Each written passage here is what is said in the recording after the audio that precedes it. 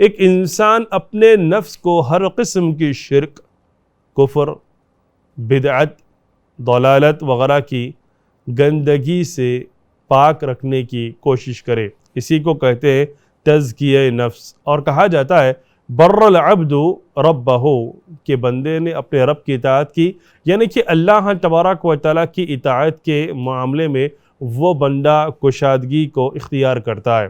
اسی طرح کہا جاتا ہے کہ ایک انسان اپنے والد کے ساتھ بر کو اختیار کرے، نیکی کو اختیار کرے، نیک اور اچھا برتاؤ کرے، تو اس کا مطلب یہ ہوتا ہے کہ اپنے والد کے ساتھ حسن سلوک کرے. اس کے والد کے جو دوست و احباب ہوتے ہیں انہیں تلاش کرنے کی کوشش کرے، ان کی عزت اور تکریم کرے. اسی طرح کہا جاتا ہے کہ والد کے ساتھ حسن سلوک اور نیکی کا مطلب یہ بھی ہوتا ہے کہ جو چیزیں والد کو ناپسند ہوتی ہے بندہ ان چیزوں سے بھی اپنے آپ کو دور رکھنے کی کوشش کرے. یہ بھی والد کے ساتھ حسن سلوک میں شامل ہوتا ہے. اسی طرح والد کے ساتھ بر یعنی کہ نیکی اختیار کرنے کا، حسن سلوک کرنے کا ایک مطلب یہ بھی ہوتا ہے علماء کرام کے قول کی روشنی میں کہ انسان اپنے والد کے ساتھ ہر قسم کی نرمی کو اختیار کرے، قولی اعتبار سے بھی اور فعلی اعتبار سے بھی.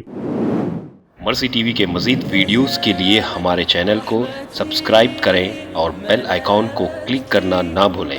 جزاک اللہ خیر. مرسی ٹی وی، پیغام رحمت.